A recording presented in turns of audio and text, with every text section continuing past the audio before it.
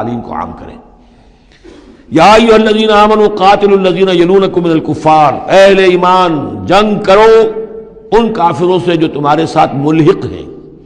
اصل میں یہ چونکہ اب حضور صلی اللہ علیہ وسلم کی جو دعوت کا بین الاقوامی یا عالمی یا آفاقی دور ہے اس کا آغاز ہو چکا ہے، اب اس کو بڑھنا ہے، تو یہاں حکم دیا جا رہا ہے اب جو دارالاسلام کی سرحد یہاں ہے تو جو کافر یہاں بستے ان سے قتال کرو، پھر وہ سرحد آگے چلی جائے گی تو اگلوں کے ساتھ قتال کرو۔ یہ قتال جاری رہنا ہے تاں آ کے پوری دنیا پر اللہ کا دین غالب ہو جائے۔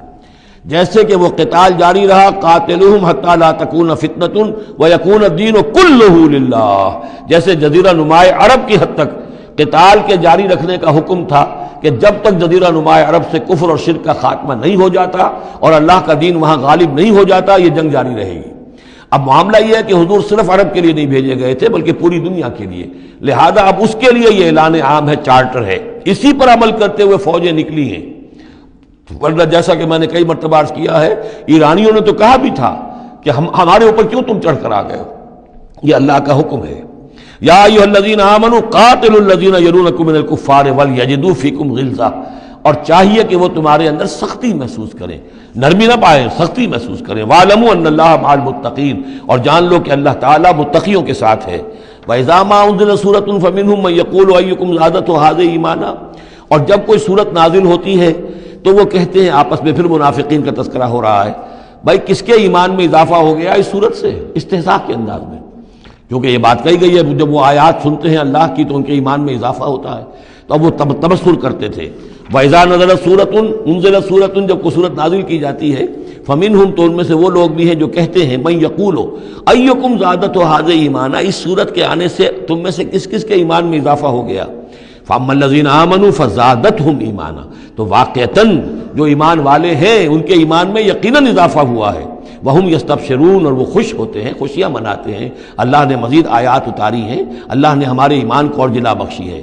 وَأَمَّا الَّذِينَ فِي قُلُوبِهِم مَرَضٌ، رہ گئے وہ لوگ کہ جن کے دلوں میں روگ ہے، فَزَادَتْهُمْ رِجْسًا إِلَىٰ رِجْسِهِمْ، تو ان کے جو گندگی پہلے سے ہے ان آیات کے نزول کے بعد بھی ان کی گندگی ہی میں اضافہ ہوتا ہے۔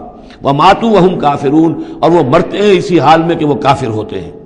أَوَلَا يَرَوْنَ أَنَّهُمْ يُفْتَنُونَ فِي كُلِّ عَامٍ مَرَّةً أَوْ مَرَّتَيْنِ، کیا یہ منافق دیکھتے نہیں ہیں کہ ہر سال ان کو آزمایا جا رہا ہے، ایک بار یا دو بار، کوئی نہ کوئی مرحلہ آ جاتا، ہر سال کوئی قتال کا مرحلہ آ گیا، کوئی اور آزمائش آ گئی۔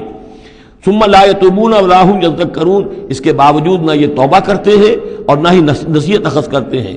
وَإِذَا مَا أُنزِلَتْ سُورَةٌ نَظَرَ بَعْضُهُمْ إِلَىٰ بَعْضٍ، اور جب کوئی صورت نئی اترتی ہے جس میں قتال کا ذکر بھی ہو جائے تو پھر وہ ایک دوسرے کو دیکھتے ہیں، نَظَرَ بَعْضُهُمْ إِلَىٰ بَعْضٍ، کنکھیوں سے، آنکھوں میں اشارے کرتے ہیں، هَلْ يَرَاكُم مِّنْ أَحَدٍ، تمہیں کوئی دیکھ تو نہیں رہا۔ ثم انصرفوا، پھر وہ وہاں سے کھسک جاتے ہیں۔ صرف اللہ قلوبہم، اصل میں اللہ تعالیٰ نے ان کے دلوں کو پھیر دیا ہے، بأنہم قوم لا یفقہون، اس لیے کہ ان کے دل تفقہ سے خالی ہیں۔ اب یہ جو دو آیتیں ہیں یہ قرآن مجید کی عظیم ترین آیات میں سے ہیں۔ لقد جاءکم رسول من انفسکم، لوگوں دیکھو آ گیا ہے تمہارے پاس ہمارا رسول صلی اللہ علیہ وسلم، تم ہی میں سے ہے، انسان ہے، بنی نوع بشر میں سے ہے۔ عزیز علیہ ما عنتم، اور مسلمانوں جو تم پر کوئی بات مشکل کی ہوتی ہے وہ ان پر بھی بڑی بھاری گزرتی ہے۔ حریص علیکم، تمہارے حق میں بہت حریص ہیں، سارے خیر، ساری خوبیاں، ساری بھلائیاں اللہ تمہیں دے دے۔ بالمؤمنین رؤوف الرحیم، اور اہل ایمان کے حق میں وہ شفیق بھی ہیں، رحیم ہیں، مہربان ہیں۔ فإن تولوا، پھر بھی اگر وہ منہ پھیر لیں، فقل، تو اے نبی کہہ دیجئے، حسبی اللہ، میرے لیے اللہ کافی ہے، لا الہ الا ہو، اس کے سوا کوئی معبود نہیں، علیہ توکل، تو میں نے اس پر توکل کیا ہے، وہو رب العرش العظیم، اور وہ بہت بڑے عرش کا رب ہے، وہ عرش جو اس کا ہمارے تصور کے اندر آ ہی نہیں سکتا، رب العرش العظیم، بڑے عرش والا مالک ہے۔